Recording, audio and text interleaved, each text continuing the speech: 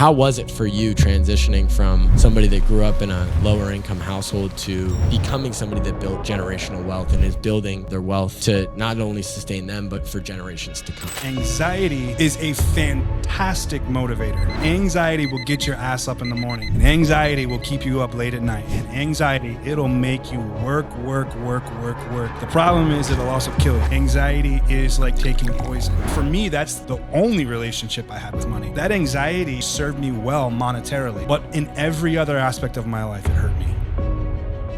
Thank you for coming on the podcast. Obviously, up in Fort Myers, so it's not a bad drive, but you said you had to flip about a mile from here? Yeah, I didn't even know. I was looking at the map and realized I'm right around the corner. Yeah. So just to kind of dive in, what got you, like starting basic, what got you into real estate? I think that's so obviously in this area, it's not crazy to say that you're in real estate. It's one of the biggest, I think, industries in terms of people that are down here. But what piqued your interest, and was it that you were originally from here? You moved here. What does that story look like? So I was born and raised here, and man, I just always had an affinity for architecture, structures, buildings. And I always really loved like the ones that felt like they told a story, like the ones that had a little history to them. So I would love to drive down like the old streets and see the brick, and there was just something inside of me that really resonated with that and clicked with that. And so I grew up a pastor's kid and had the desire to sort of kind of go down that road as well. But I knew really early on that I did not want to be poor. And I didn't want to have the income of a pastor. And so, I was able to kind of identify some guys who were in the space that had done really well. And I just kind of just glued myself to what they were doing, how they were doing it. And that's essentially how I got my start. I was 23 years old. I bought my first property with an FHA loan, 3.5% down. And I think I actually only had like $8,000 to my name at the time. But the housing market was so bad that they were actually writing tax credits if you were willing to buy a property. And so it cost me about all of my money to get in. So it was like $8,000 or $9,000 to get into the property. So I was like at zero now. And a couple of weeks later, the federal government mailed me a check for like $8,000 or $9,000. So I had essentially gotten into the house for free. And so I took that $8,000 or $9,000 and sort of rolled it into what I would consider, it wasn't really a rehab. It was some sort of patch job I was doing to make it look, I don't know if I made it better or worse, but the tile was new. Let's just put it that way. It wasn't in line, but it was new. So I did all the work myself. I painted, I did tile, I did drywall. I had no idea what I was doing. And YouTube was like just a kind of a new thing. And what year was this? This was like 2009. Yeah. So it wasn't like you could just search a video real quick and figure it out. Yeah. You know, they were really grainy back then. I knew enough to know that if I would live in the house for 2 years, that I could sell the house for tax-free gains. And that was really attractive to me. And so I did that, and literally to the day at the 2-year mark, I closed on the property, sold it, and I made like $40,000, and I thought I was like rich. I thought I had just made it, man. I thought I was going to retire early. And so also part of that story is while I was living in that house, it was a 3-bed, 2-bath pool house. I rented out the 3 bedrooms while I lived on the couch. So I was couch surfing my own couch, had my own little dresser and things in the living room. People would come over and be like, "Why is there a dresser in the living room?" I'm like, this is my room. This is where I live. And so, but I think I charged those guys like $500 a month or something. And so it was like $1,500. And I think my mortgage was literally like $800 back then. And so I was cash flowing. They were paying for the mortgage. So let's do the math. So that's like $7,500. So I made probably another $15,000 in cash flow on top of the sale. So that's how I got started in real estate. Let me ask you a question. Take us back to when you signed. You know, you were young, assuming a bit naive. You're like, fuck it, let's go for it. Let's try it. Yeah. How were you feeling? Is this on the purchase or on the sale? Just the whole experience. Yeah. You're like, I'm diving in head first. And briefly, I heard you've got kids. So I'm assuming Yes. no family, no kids, No. all in. No. Yeah, I was all in and I was really naive. So, like, I didn't know that it was probably the best time to be buying real estate in the history of real estate, right? Like, it was just the perfect time. I was just, I had a lot of passion. So I'll give myself credit for that. Like, I was very passionate and I was not going to take no for an answer. And so my poor real estate agent, she's friends with me to this day. Her name's Ree, and she must have showed me 70 properties. And I would say, nope, that's not the one. Nope, nope, nope, that's too high. And I was such a jerk probably to work for. And finally bought that first property. And so, yeah, I remember standing in the driveway. I actually was negotiating with the seller myself. And so I would go over this is so not how to do this. But again, I was naive. So I showed up and just started negotiating with the seller on the spot. He had an agent. Who cared? I didn't care. And so, yeah, negotiated this deal. And I think it was $85,000, which is crazy to say. $85,000 for a 3-2 pool home in Fort Myers. That home today is probably worth close to $400,000. So taking a step back before your first deal and everything, going back to your childhood, what was it like growing up as a pastor's son? Like, what was that dynamic of being, obviously I can imagine kids are probably ruthless and Lord knows like what else, could come up with that. But like, what was that experience like, and what have you taken with you from that experience, and how do you feel like it drives your day to day now? Yeah, I wish I could say it was great. I wish I could say that, but it wasn't. Yeah, it was tough, man. I felt like my parents sort of pushed like church and God and things on me, and so I really wish they could have just kind of let me make my own decisions and sort of, hey, like, this is what we believe, and this is how I'm treating it with my children, right? Like, we go to church, we're faith believing Christians. But I just had this conversation with my son a couple of days ago. He asked me, someone was getting baptized and he asked me about it. And I was like, well, yeah, man. I was like, that's what happens. Like, if you choose to follow Jesus, that's like one of the things that you'll do. If you decide that for yourself one day, that'll be what you do. I'll see, but that's up to you. So you're not putting the pressure on it? Not at all. In fact, he asked me that question. But were you feeling the pressure from your father? Oh, for sure. Yeah. For sure.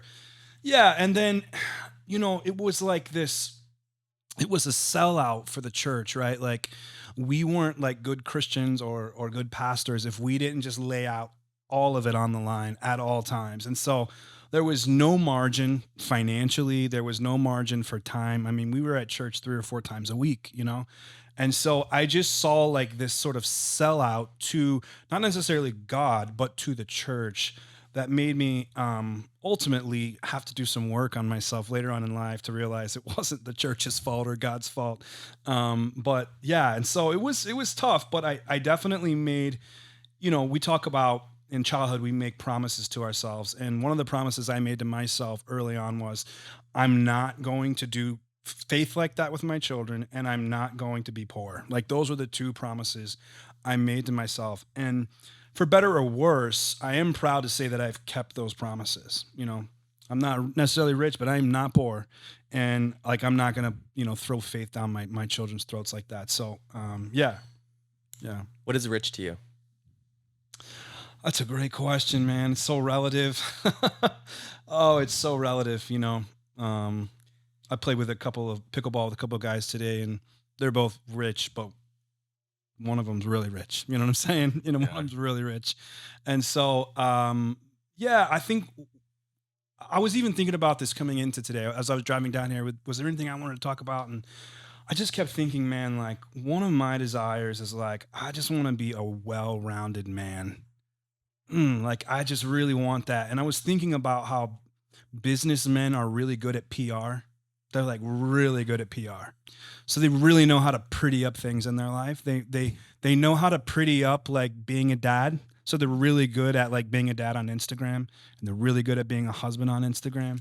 But like, are they really good like behind closed doors? And like, for me, like, to answer your question, to be rich, man, I want to be a rich father.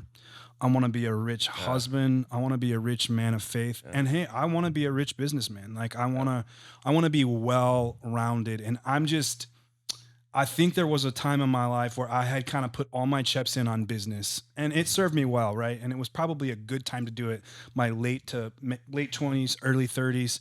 And I'm kind of getting to a phase in my life where like I'm taking some of those chips back and I'm going, you know what, like I want to give some of this to my family, to my faith, to my even to my just my friends, my relationships. And so yeah, I think being rich, man, is super relative. I think everyone's going to have a different definition. My definition is a man or a woman who is just a well-rounded individual in every aspect of life. So, And I Valid. find it Good.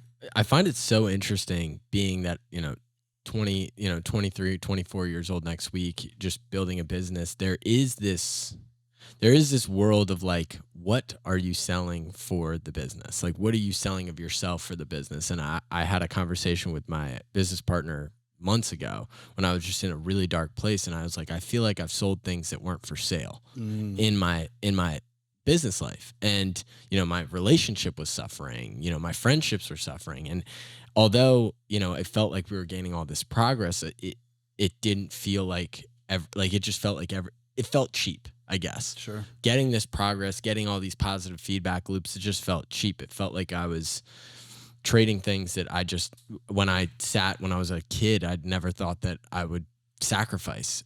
For you, like, how did you manage that early in your career and like now, obviously you kind of explained how you view that, but like, what was it like early in your career being young, hungry, obviously ass on the line, pretty much most days, like Sure. always worrying about what could potentially happen. Like, how did you deal with that? Yeah, I mean, such a lot of wisdom coming from a 23-year-old because I didn't have that at 23, 24. For me, it was all or nothing. Like that's kind of how I was taught. Like even like, kind of referencing the faith thing, it was just like all in, all the time. And that's the only way you can win. Well, it's like that's not the only way you can win. Like that's one way to win. You can win on effort, or you can win on using your mind, or relationally you can win. And so I think for me, man, I had to learn the hard way, which is there are a lot of things that I lost in my youth that I'm never going to get back. That ultimately I'm paying for in some ways today. And so, I love your sort of the words that you use to describe it. Like I've described that like for 15 years of my entrepreneurial life, my business killed me. So like I was the thing that I was willing to sacrifice. I was willing to put myself up on the altar for my business. Like in some ways my business had become like the God I served, right? And I was willing to do anything it told me to do. Work longer? Yes. Sacrifice more? Yes. Stay up late? Yes. I'll do anything that God tells me to do. And I did it, and then I paid the price because the reality is that God does not care about me. Like this business, like my business, it does not care about me. It's not looking out for my good. And The so vehicle. that's right. That's The right. vehicle. And so yeah, so I had to learn like, am I going to die for my business, or is it okay, perhaps, and this is going to sound crazy on a podcast that's going to go out, entrepreneurs are going to listen to it, but is it okay if my business dies a little bit for me? Is that okay?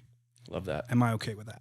And so the last like 2 or 3 years, part of my journey has been going, oh, my business isn't doing as good as I want it to, but I'm doing great.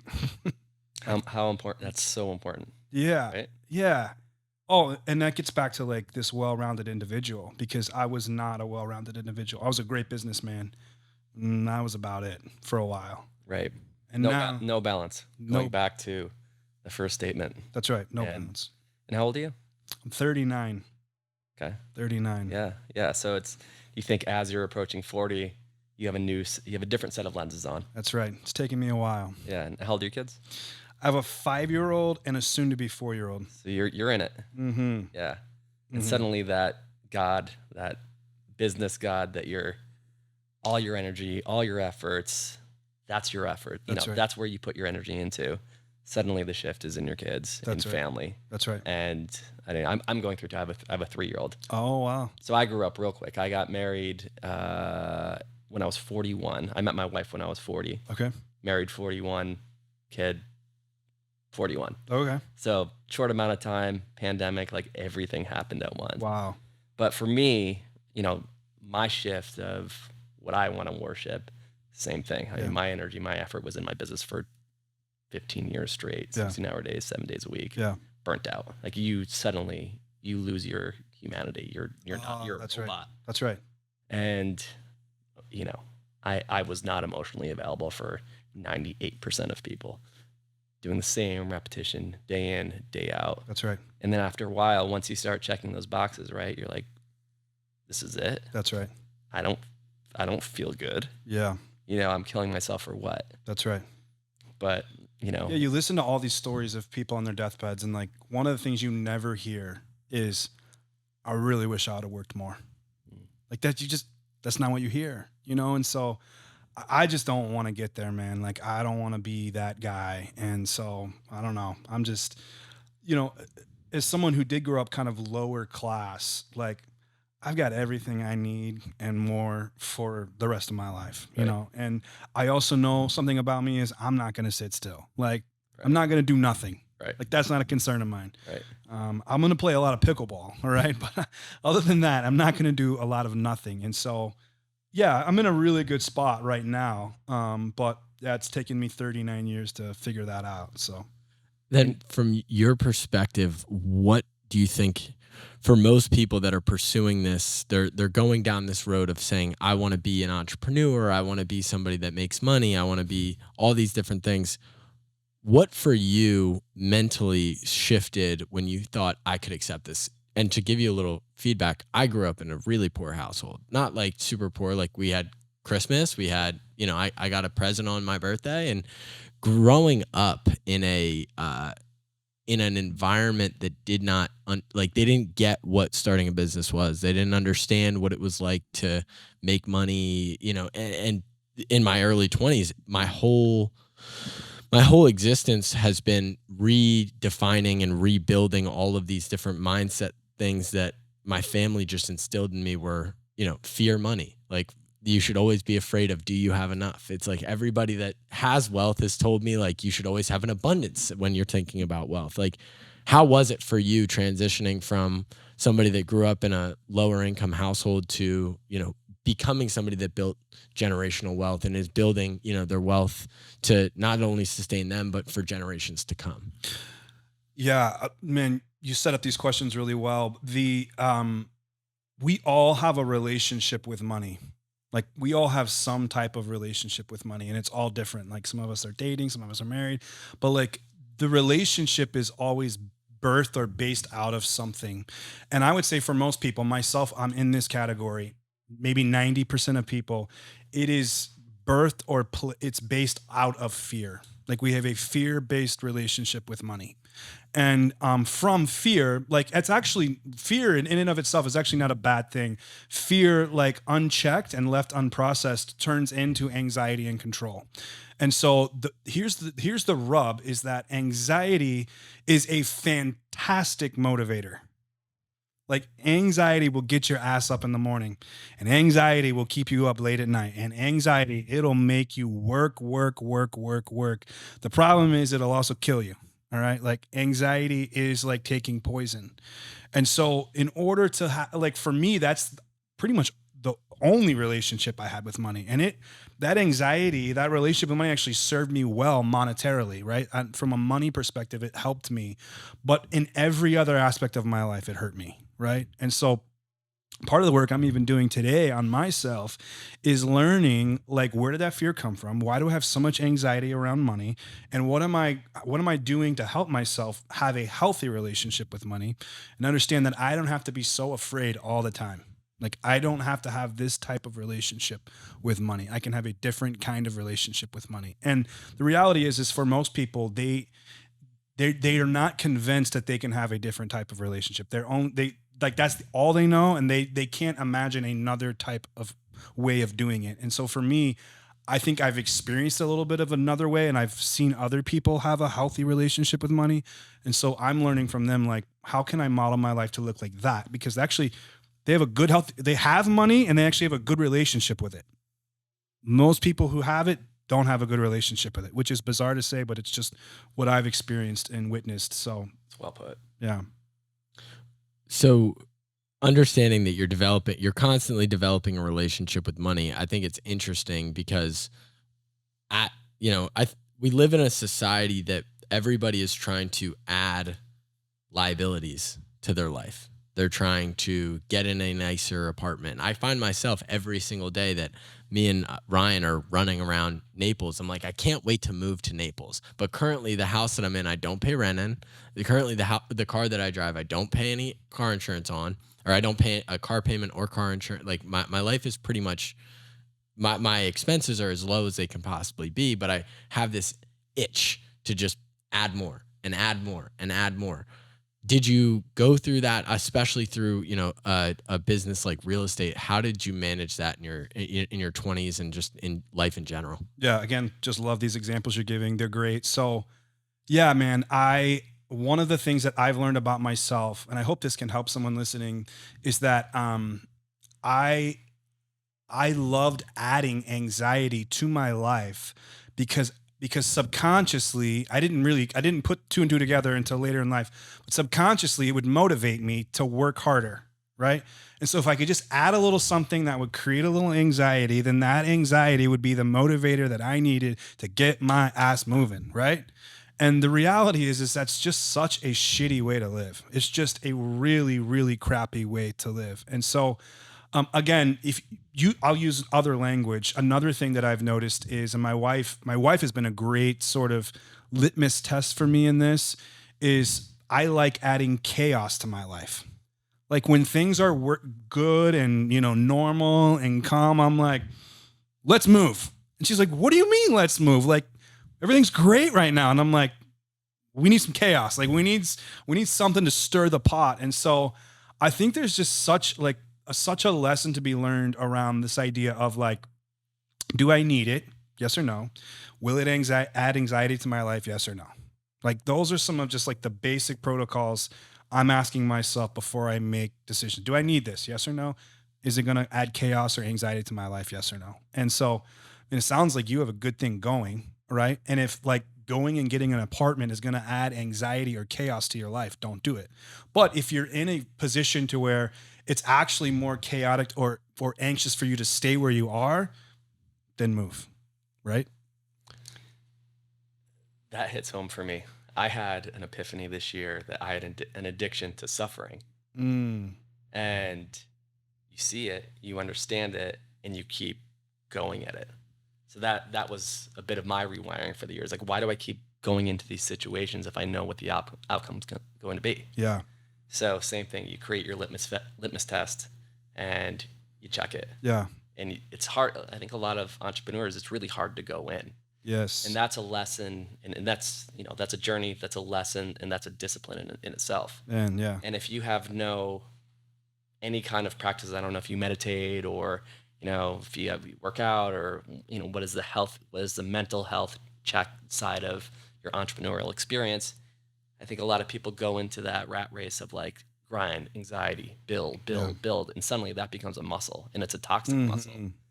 And it sounds like you've clearly gotten to a point where I don't know if it was a break or something that really hit you. Like, what am I doing this for? Yeah, that's so good. And a lot of times those behaviors, thanks for sharing that, by the way, a lot of those behaviors, we act like that, or, we'll add chaos because we're getting something out of it. Like there's something that we get out of it. So in your addiction to suffering, there was actually something there somewhere, somehow you were getting something out of that. And I don't know what it was, but I've just sat around men long enough to know, like, when they're in toxic behaviors like that, there's something about that behavior you were getting something out of. And it, at the same time, was also killing you. It's a lot like addiction, right? Like addiction, like it gives us something. It gives us like relief, or it gives us like reprieve from what's going on. At the same time, it kills you, right? Yep. So it's like, in some ways it helps you and it kills you. Like those are those are the things that it does for you. And so those types of behaviors, my sort of addiction to chaos and anxiety, it helps me and it kills me. Yep. Like, so yeah. And that's the relationship, and that's the shuffle. That's right. How do you balance that? That's right. That's right. Do you think you've gotten yourself through that and you have a pretty good checks and balance? I have improved. But I'm still working on it. And so I would say that for me, I could be wrong about this, but I see it as something I will have to work on for the rest of my life. Like I don't see it as something I can just fix and then it'll just be set and forget. I think I'm constantly going to want to add chaos to my life. And Yeah. I am going to want to do things that make me anxious so that I will be more motivated. Huh. And so I have to constantly check myself. And a lot of that comes through relationships. Again, my wife has been an incredible gift to me and going, hey, you're doing it again. You can do what you want. I'm just letting you know. That's As amazing. someone who sees you well and knows you well, you're doing it. Stop doing it. Stop doing it. And it's not a controlling thing. And she's such a gift to just, and I think at first I was so opposed to it. I'm like, you don't know me. Like, whatever, like get out, Right. it was like almost too intimate. Like, ugh. And now I'm like, oh, thank God for her. Because that's your addiction, Yeah. right? That's right. Like that's your little secret that you know how to work. That's right. That's mine. That's right. That's exactly right. You're getting close to like the darkness in a lot of ways. And that's super scary. Right. And so now I'm like, oh man, thank God I got her. So Do you have a good community that you can share kind of these conversations with? yeah. I was talking to these guys last week about this. Every Wednesday at 3:30, I meet with 4 other guys, and we call it a process group. And it's essentially 4 guys that just get together and we just kind of talk about what's going on inside of us, but also just what's going on in our lives. And it's pretty cool. So if this was a process group, you'd take like 15 minutes and you just share whatever you want to share, like high, low, big, wide, doesn't matter, silly, funny, serious. And then it'd be your turn, be my turn, and my turn. And at the end, we would go, all right, who's got feedback? And then, James might go, hey, when you said this, man, it kind of makes me a little nervous for you that like you're willing to spend that kind of money on that product or whatever, da da da da da. And then you guys would hash it out and you'd be like, well, why? And because, and then it would come to me and be like, oh man, when you said that about your daughter, it made me remember this time that I had with my daughter. And that's the group. That's all it is. And then we spend about an hour together and then we hug necks, shake hands, and see you next week.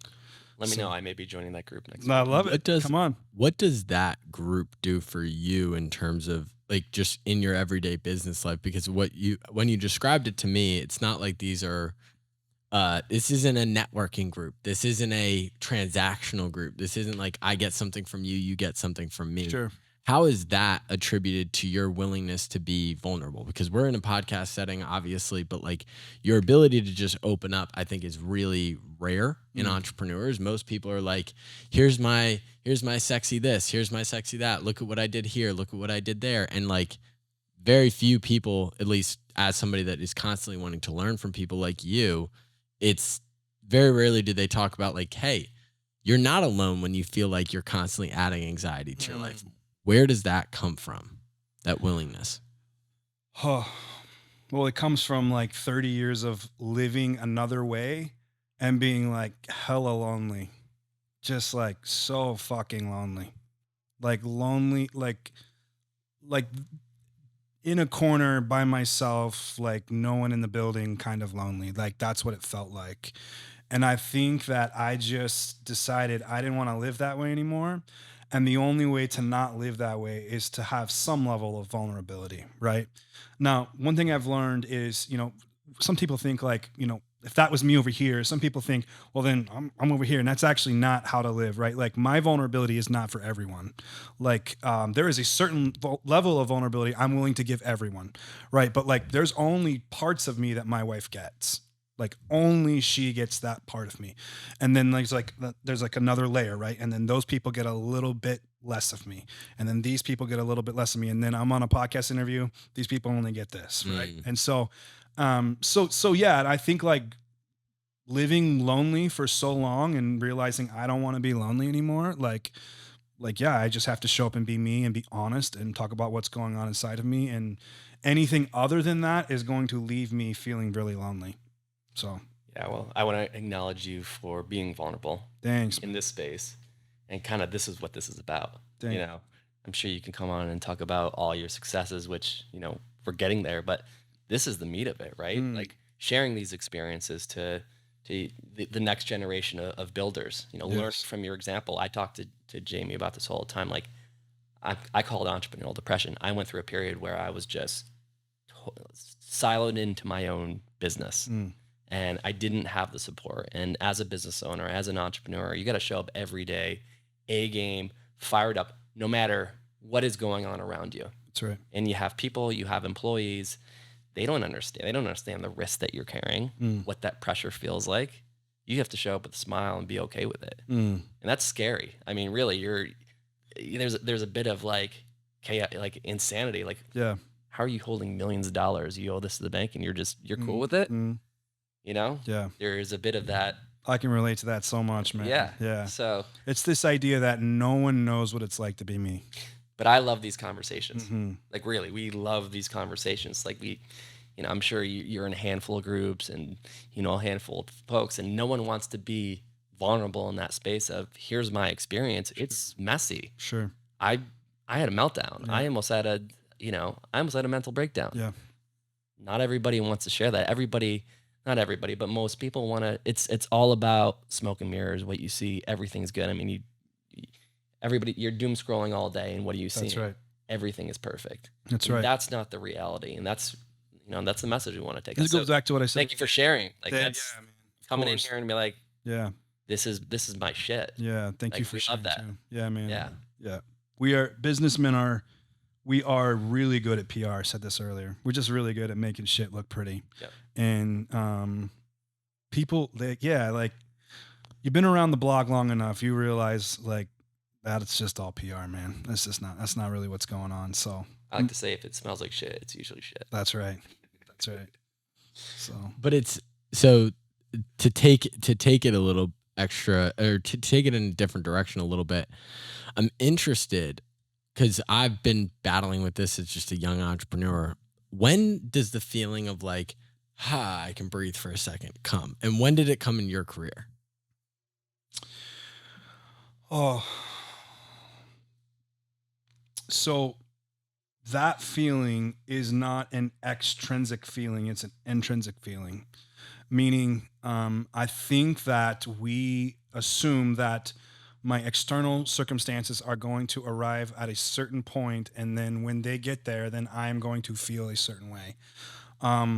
And I bought into that for a long time. And what I'm learning is that in order to get what you've just described, it's an internal work, so that you can actually have that and have your external circumstances never change. Like, in fact, you can actually have that and the sky be falling. Like, it's possible. But that comes from like an inner work. That comes from like you like doing work on yourself to get there. And so, yeah, man. And again, it's the question about what is rich. It's like, I don't know what that's for you to decide, like what you want and what that finish line is. But I can tell you this, man, if you bought into the extrinsic model, the finish line is always going to move.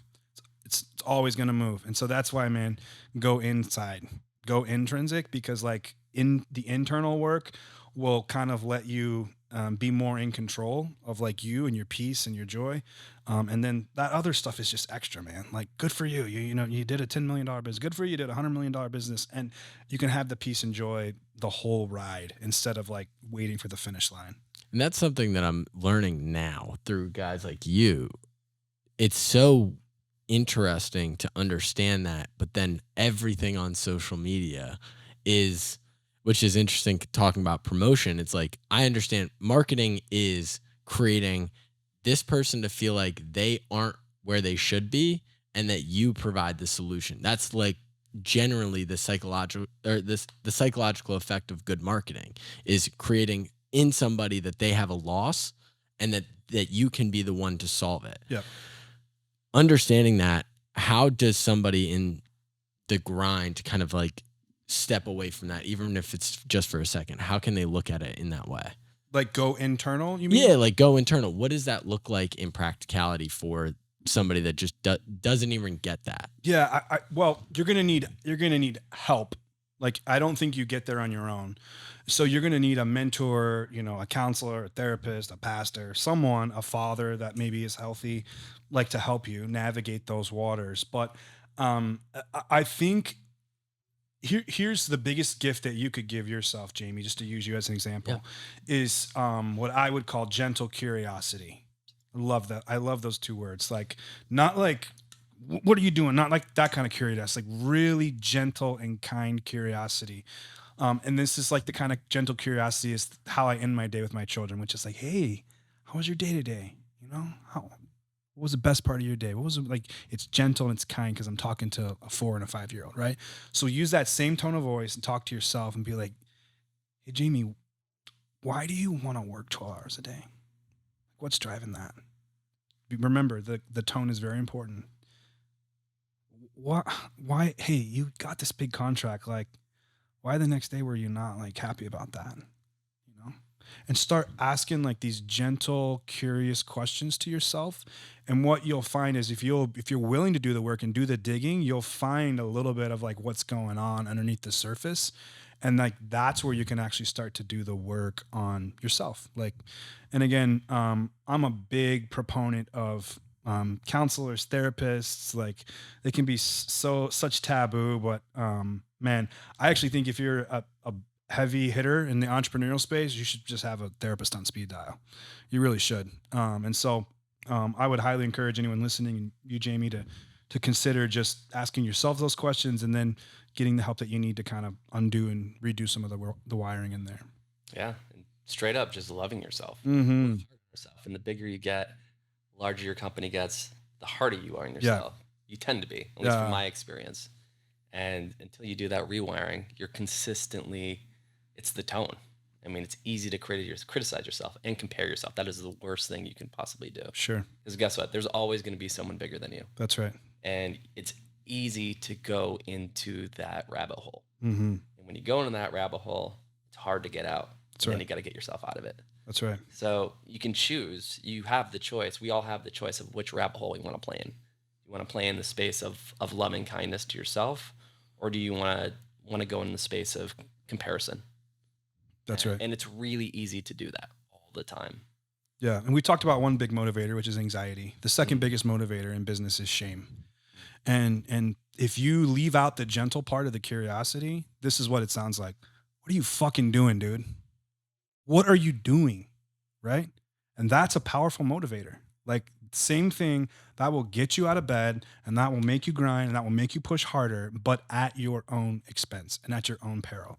And so, like, that's why the gentle and kind part of the curiosity is so important.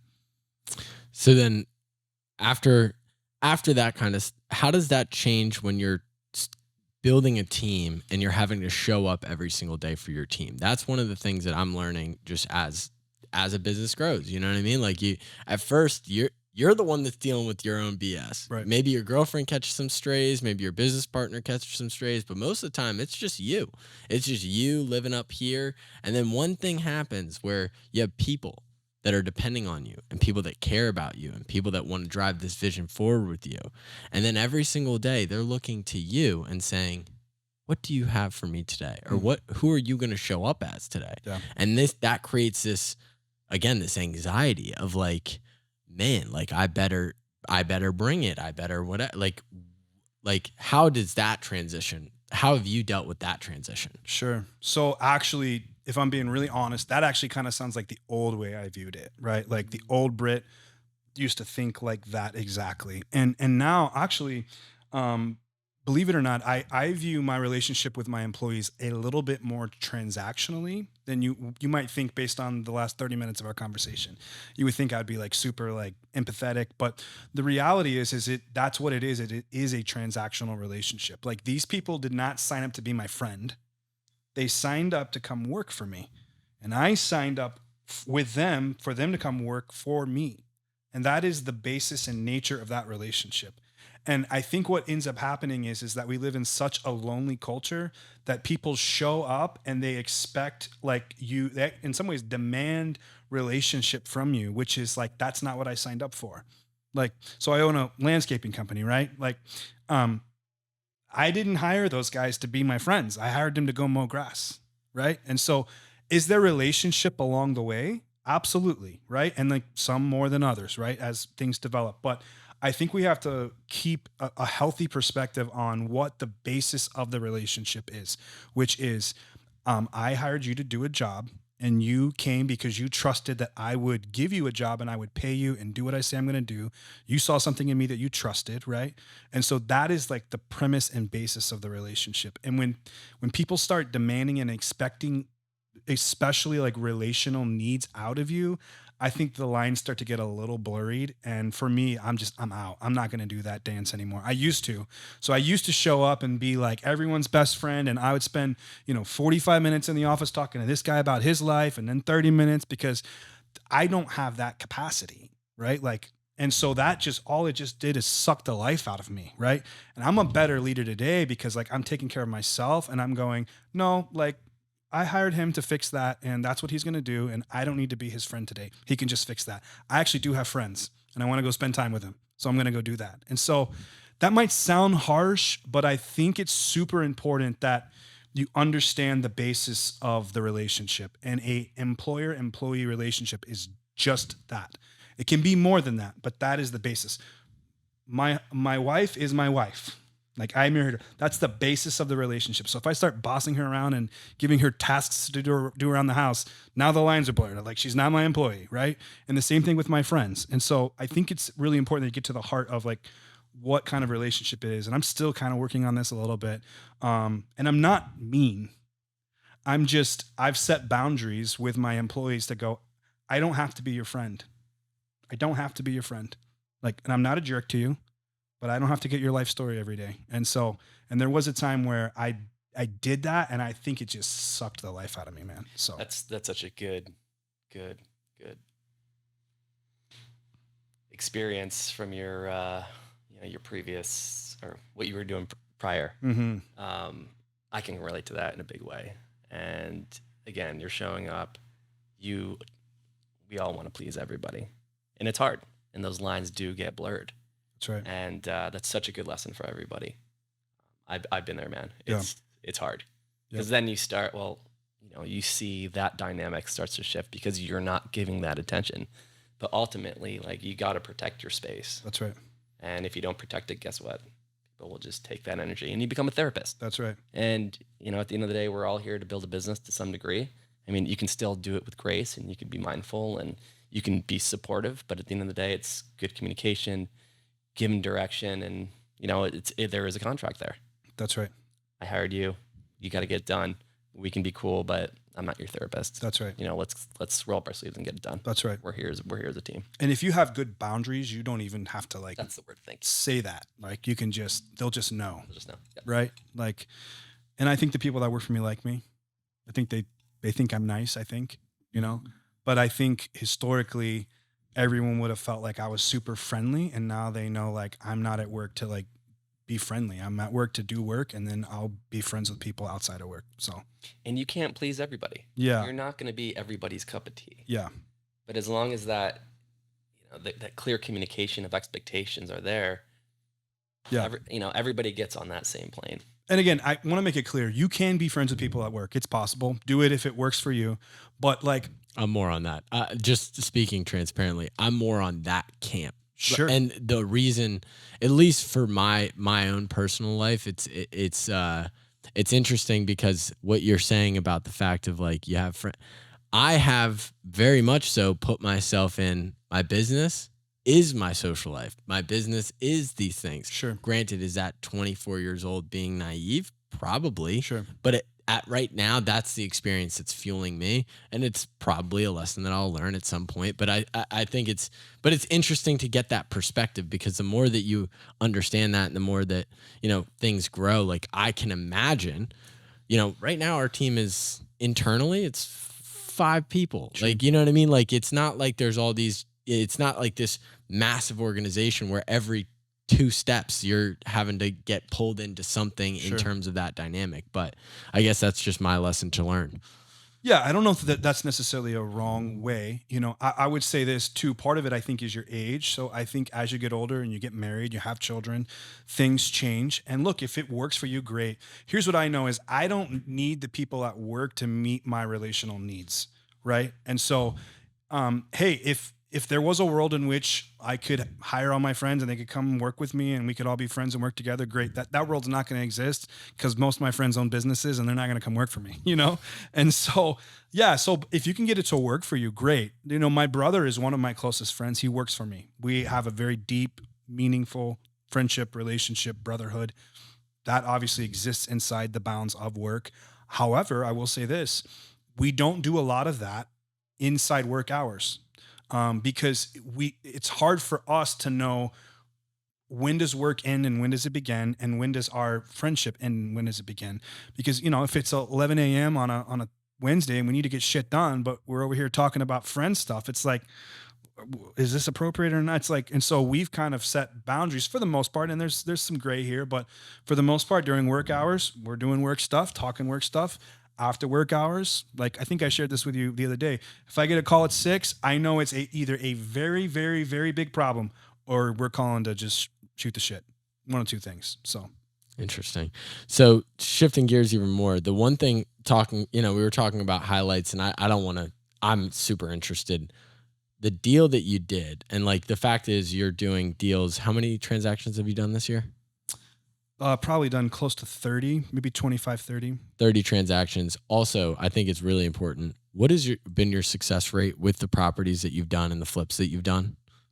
And like, if you can give more detail on that, I'd love to know it because I think it's so interesting. So you want to know how many I've lost on? Is that the question? Yeah. Yeah. So I've done over 200 deals. I don't know the exact number. So it's probably like 210, 215, something like that. And I've lost on one deal. And it was actually this past year. So it's really fresh in my mind. And it's the biggest in my mind as well. But yeah, we've had a pretty good track record. I think a couple of things have attributed to that. One has been pretty much a nonstop rising market since I've started real estate. And so I want to take credit for the things that I've contributed, and I'm going to do that in a second. But I also don't want to take credit for where I don't deserve it, which is like when a market appreciates, 8 to 10% a year for the last 15 years, you have to be pretty bad to like mess that up.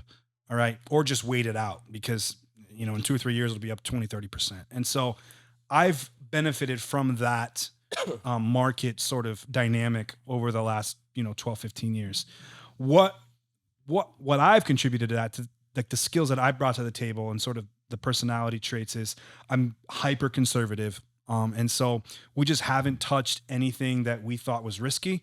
And we've only done deals that we were really, really confident we're going to be very successful. And so because of that conservative nature, we just have not gotten ourselves into a problem. And so except for the one. How do you find those deals?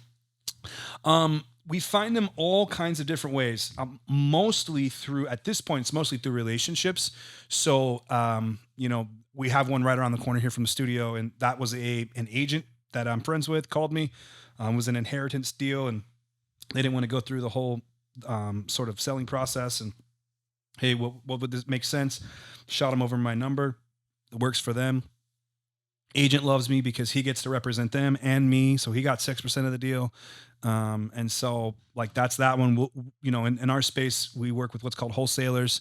These guys go up and they tie up contracts and then they sell the contracts to us for a fee. So they might put a property under contract for $250,000 and they know that I'm willing to pay $260,000 or $270,000. They'll sell it to me and they'll keep the $10,000 or $20,000 spread. We work with a lot of those guys. We've done some stuff at auction, not a ton. What we find is at auctions, most stuff gets bid up really close to retail. It's not a lot of margin there. That's, we've started to get some stuff through our social media or just random people will send us a deal and it'll make sense. And so, we got to look at a ton of deals in order to find one though. So where does the patience for that come in? Like I can imagine, and the only reason I ask this is because I know so many people that are trying to be wholesalers or trying to be flippers or trying to be whatever. And everybody's talking about, I can't wait to get my first deal, or in 30 days, I want to have my first deal. I want to have my first transaction. I've talked to these guys, and a lot of people are rushing into things and I'm like, I don't know. I have no industry knowledge and that doesn't look like a good deal, but they're in this constant rush. How have you learned patience over the last 25 years? Well, the deal is all that matters. And so, this idea that like I'm the secret sauce or anything other than the deal, like the deal is what is of most importance. And so if you get that wrong, no matter how skilled I am as an operator, no matter how cheap my money is, no matter what other variables there are, if you mess that up, you messed up the whole thing. And so yeah, like I don't see another way to do it. And maybe that's not clear to everyone, but for me, if it's not a good deal, we're just not going to touch it. And so what has that meant for us is it's meant like not doing as many deals as we want to do, because we're actually built to do a lot more deals. We could do a ton, but we just don't have them, and they're just not there. And so, this idea that like there's some guys out there that I don't know how they do it, but they'll do 1,000 flips a year. It's like, man, if I could find 1,000 flips that made sense for me, I would do them, but we just can't. So, the number for us is, 20 to 30 a year. And the other thing that we are, that it's a little different than maybe some flippers, is we're area agnostic, and we're also price agnostic, meaning that we'll pretty much go anywhere and we'll pretty much do any size deal. Whereas, you'll hear this, and this, I don't know why it annoys me, but it's like, I see some of the social guys, you gotta get your buy box, really nailed in. What's your buy box? It's like my buy box is a deal. Like that's my buy box. It's like, I'll buy the 50 unit apartment building. I'll buy the shack. I'll buy the $5 million beachfront home. Just find me something that's got margin in it, and I'll buy it. And so I wouldn't want to create a buy box that excluded good opportunities in real estate. And so, like, what's my buy box is the most annoying question that I get. So Is there like a minimum threshold on margin that you walk into a deal with? Is it 5%, 10, 20? that's a tricky question, just because we have to sort of quantify things that are really hard to quantify, which is, we call it ROE, which is return on effort, and ROT, which is return on time. And so time and effort can be really two hard things that you can't really put into the equation. So if it's a short time, low effort deal, we'll go as small as like 10%, right? But if it's a high effort, long time deal, we're looking for 30%, something like that. And that's, those are gross margins. So those are not net, but, yeah. Solid. Mm-hmm.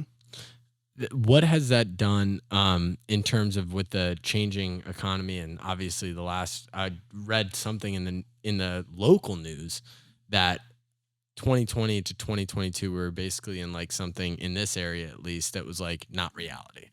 And, now shifting into a more, I guess, realistic economic like situation, how has that changed in terms of your business dynamic? Well, yeah, it's changed a lot. And I would maybe make a counter argument, which is what we're experiencing today is also not normal, right? And so we weren't in a normal market then, and we're also not in a normal market today, which is on the other end of the spectrum. And so I think it's important to keep that in perspective as you look at like where we're at in this cycle.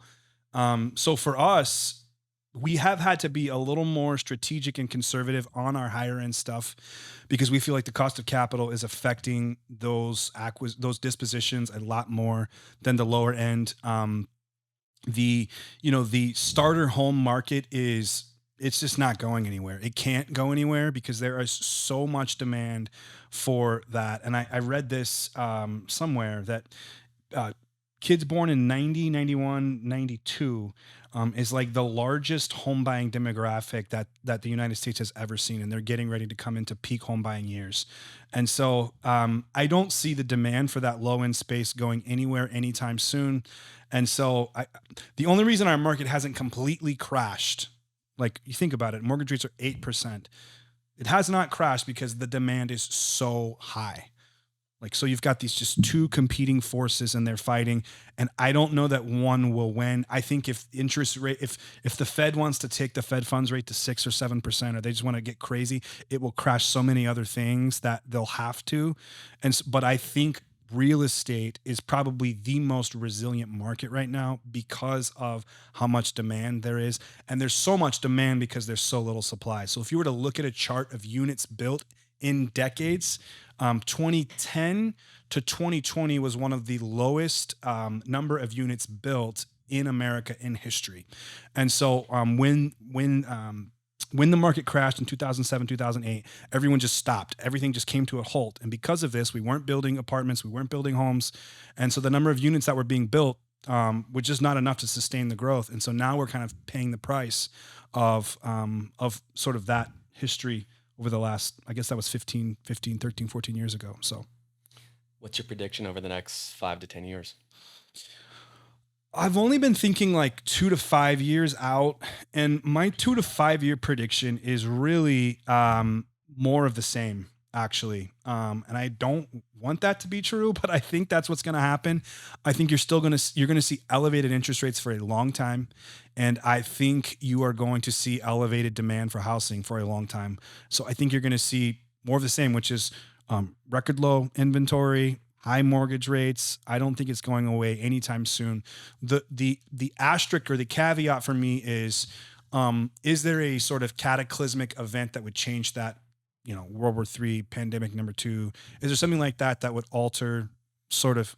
And I am a little bit of a conspiracy theorist when it comes to some of that stuff. So that stuff would not shock me at all if any of that happened. It would be like, oh, yep, there it goes. And then, I think the second thing is if other markets start to break, the Fed will have to react to it. So, I don't know what those markets could be, but if the bond market starts to break or if the equity market starts to break, I think the Fed will react to it by reducing interest rates, and that could bring some reprieve to the real estate market. But I don't know enough about those markets to know what they would do in 5 to 10 years. So You were talking about the demand for first-time home buyers and like family homes. I'm obviously gonna one day be not a first-time home buyer, but I'm gonna want to get a place. How in this market, at the prices that things are at the interest rates, like how do you go into a deal and not get screwed as a buyer, good luck. Yeah, good luck. I mean, it's possible. I do think that, man, if I was an agent, I was representing you, what I would say is like, let's go find stuff that's been on the market for a long time and let's just go make some ridiculous offers. Number one. And, I would be asking for credits. So I'd be looking to get credits to help buy down my interest rate, do things like this, maybe do even a mix of those. If someone was selling a home for 400 grand, go offer them 300 grand, see what they say, and then, okay, you don't want to give me 300. Well, I'll buy it for 350, but I want 25 in credits, and 15 of that's going to go to buy down my rate from 8 to 5. And so now you've gotten into a home, maybe 85 cents on the dollar, and you've got an interest rate that's more normal than what we've seen in the last 12 months. But I don't know, maybe that'll work. I don't know. What's your thought on like sub 2, like that whole dynamic of deal making? Like how does that? Yeah, I think sub 2 is a cool thing. I've done some of those deals. The thing with sub 2 is the hurdle you have to overcome is people's sort of education around it. And so, most sellers are going to be really hesitant to that idea, especially if you tell them really what's going on and you don't lie to them. What is going on? What's really going on is the mortgage is going to stay in their name, right? It's like, I would never sell my house subject to. Like, that'd be foolish, right? But if someone's willing to do it and maybe they're desperate to sell, that might make sense for them. But I think if you're going to do those deals, just make sure you're being really honest with people. And so the mortgage would stay in their name, and then you would take title to the property and then pay for their mortgage. That's what a subject to deal is, subject to the existing debt. But not something that you would on a seller side. Definitely don't sell a deal in a sub 2. At least if you were giving recommendations. I just think it's too much liability. You're basically relying on that party to pay your debt that's in your name that you've likely personally guaranteed. It's attached to your FICO score. And so, I mean, you can always take it back, right? Like you can always jump back in and start paying, but an average homeowner, they might not have the means to just start doing that. So it can be a really risky move, I think, for sellers. Tricky. And then, before we shift topics a little bit, what is your thoughts on the current the state of the Airbnb market? I think that Airbnb, like my opinion on Airbnbs is it was a huge rage in this area. Because it's so seasonal and we've talked about that, like obviously there's ebbs and flows, but I saw something the other day when I was in Denver. There's more Airbnb listings currently in Denver than there are homes for sale. And that blows my mind because I can't believe that there's actually that much demand for Airbnb. So where do you see that going? Yeah, so I think the Airbnb market was sort of a gold rush for a while, and I mean, you could be the worst operator and make a killing. Like you could have the crappiest home, not clean it, and just charge whatever. And so I think there was sort of this gold rush, and I think what you're just seeing now is you're seeing. I actually think you're seeing a healthier market, which is now you're gonna be forced to provide a good product. People are not just gonna rent your house because it's on Airbnb now. They're gonna look, are your reviews good? Do you have something cool going on? You know, it's like, is there a pool? Like, and so now I just think it's a healthier market. And so like, what's gonna happen to sort of all of there's a lot of like fear mongering around like, you know, the Airbnb crashing the real estate market. That's the worst take ever. It's not gonna happen because most of these Airbnbs, they're just gonna turn them into long-term rentals, which we need. We don't have housing. Great. Take them off Airbnb and make them long-term rentals, or they're just going to turn them into first-time home, but they're going to sell them and the first-time home buyers are going to buy them. We need those too. Great. And so I don't see a situation where like the Airbnb market's going to, you know, collapse the real estate market. And so, yeah, but to answer your question, I just think you're just seeing a healthier market. You're going to actually have to have a decent product now before people are just going to throw you, you know, $300 or $400 a night to rent your place. So how do you execute on that as somebody that's doing flips? Like, how do you make sure that, let's say you buy just a vanilla 3-2 and you want to turn that into an Airbnb. How are you, Brit Foshee, when you step into that project, going to do that? Sure. So two things I think are super important. One is proximity, which means you need to be close to something where people are going to travel to. And so, you know, here locally, you'd want to be close to the beach or close to the airport or perhaps close to a school, like a college where parents are going to be, you know, jumping in and out to see their kids, something that people are going to be, you know, moving in and out of.